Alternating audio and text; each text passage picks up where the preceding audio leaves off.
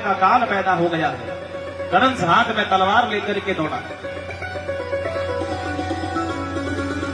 और जैसे ही देखा कि बालक की जगह कन्या है तो सोचने लगा कि अरे ये कैसे हो गया, आकाशवाणी की बात गलत कैसे हो गई, 8 बार तो पुत्र होना चाहिए था, 8 भी कन्या कैसे हो गई।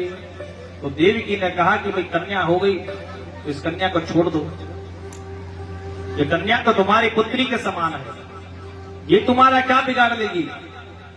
तो कंस ने कहा कि ये नहीं बिगाड़ेगी तो इसका पति बिगाड़ देगा, इसका पति नहीं तो इसका पुत्र हमारा वध कर देगा, इसलिए आकाशवाणी के अनुसार अगर ये 8वीं संतान है तो इसका वध करना आवश्यक है। कंस ने झपट लिया उस योग माया को देवकी जी के हाथ से और जैसे ही आकाश में, जैसे ही जमीन पर पटकना चाहा वो हाथ से छूटकर ऊपर आकाश में चली गई और अष्टभुजाधारी देवी बन गई।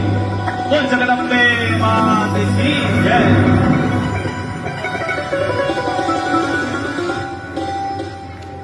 आठ भुजाधारी देवी बन गई और कंस को कहा कि अरे मुझे मारने से तुझे क्या मिलेगा, क्योंकि तुझे मारने वाला और तेरा वध करने वाला तो किसी अन्यत्र स्थान पर पैदा हो चुका है।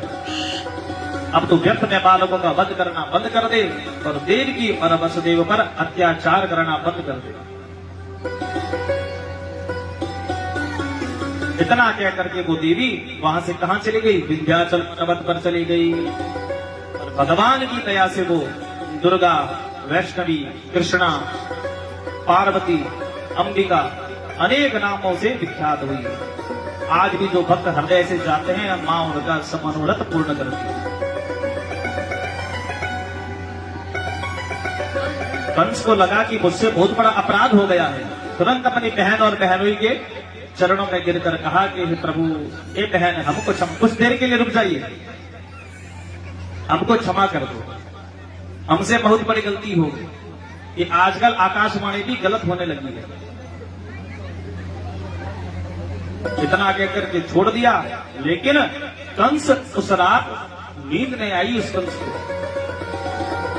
रात भर यही सोचता रहा कि आकाशवाणी गलत कैसे हो गई और मेरे से इतने पुत्रों का वध कैसे हो गया। तुरंत अपने सैनिकों को बुलाया और क्या कहा कि हमारे शत्रु ने कहीं पर जन्म ले लिया है और हमारे संग बहुत बड़ा छल हुआ है। तो सैनिक भी कंस की तरह क्या थे, दुर्बुद्धि थे। और सैनिकों ने कह दिया कि महाराज चिंता ना करो, आज से 10 दिन के भीतर जितने भी बालक जन्मे हैं ना उन सबका हम वध कर देंगे, तो आपका शत्रु भी खत्म हो जाएगा। अब कंस को करने दो जो करता है, जो योजनाएं बनानी है बनाने दो।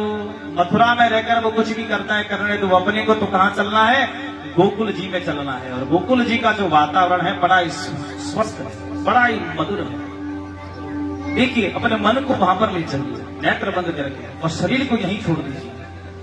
सोचिए कि सुबह सुबह का समय है, गोकुल में सूर्य उदय हो रहा है, मंद मंद सुगंधित वायु बह रही है और जो वायु पुष्पों को स्पर्श करके जब नाक में घुसती है तो कितना आनंद आता है।